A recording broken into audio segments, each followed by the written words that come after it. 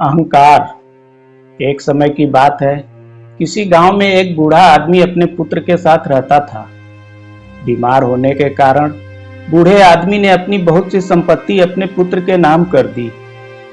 उसने अपनी वसीयत में लिखा कि उसकी सारी संपत्ति उसके मरने के बाद उसके पुत्र की हो जाएगी, और वसीयत करने के कुछ दिन बाद ही उसकी मृत्यु हो गई। संपत्ति इतनी अधिक थी कि उसका पुत्र और आगे आने वाली 7 पुश्तें बिना कोई काम धंधा किए आराम से जीवन व्यतीत कर सकती थी। मगर उसका पुत्र अभी भी संतुष्ट नहीं था। वह अधिक से अधिक धन कमाना चाहता था, इसलिए उसने अपनी सभी अचल संपत्ति बेच दी और भिन्न भिन्न वस्तुओं की खरीद फरोख्त करके उनका व्यापार करना आरंभ कर दिया। भाग्यवश वो बहुत कम समय में अत्यधिक सफल हुआ तथा शीघ्र ही पहले से अधिक धनवान हो गया। उसने इतना अधिक धन इकट्ठा कर लिया कि दूसरे व्यापारी उससे ईर्ष्या करने लगे। कभी कभी दूसरे व्यापारी या उसके मित्र उससे सफलता का रहस्य पूछते तो वह कहता, मैं इसलिए उन्नति कर रहा हूं कि मैं अपने धंधे को समझता हूं और कठोर परिश्रम करता हूं। मैं अपने ग्राहकों को भी खुश रखना जानता हूं। क्योंकि उसने सचमुच व्यापार में तरक्की की थी, इसलिए उसके मित्र और अन्य व्यापारी उसकी सेकीबाजी को सच मानते थे। अपनी इस कामयाबी के कारण उसमें बड़ा ही अहंकार आ गया था। मगर उसे फिर भी अपने धन से संतुष्टि नहीं थी। वह अभी भी बहुत सारा धन कमाना चाहता था। उसने व्यापार में अपने हाथ पैर फैलाने आरंभ कर दिए।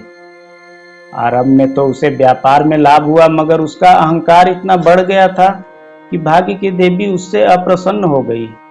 उसे व्यापार में घाटा होने लगा। पहली घटना तब हुई जब माल से भरा उसका समुद्री जहाज डाकुओं ने लूट लिया।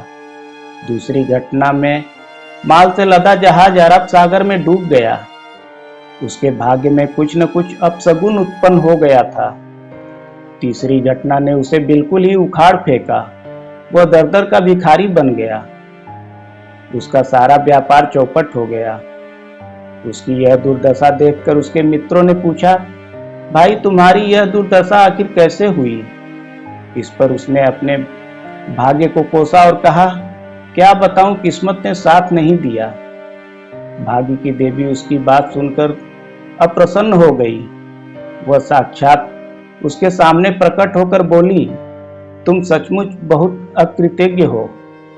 जब तक तुम सफलता की सीढ़ियों पर चढ़ते रहे तब तक तुम उसका सारा श्रेय खुद लेते रहे, मगर जैसे ही हालात खराब हुए तुमने भाग्य को धिक्कारना आरंभ कर दिया। याद रखो, मनुष्य का अहंकार ही उसे ले डूबता है। दोस्तों, हमें बिजनेस में धैर्य से काम लेना चाहिए और हमारे अंदर थोड़ा भी अहंकार नहीं आना चाहिए। हम जितना भी कमाएं उसमें भगवान को धन्यवाद देना चाहिए।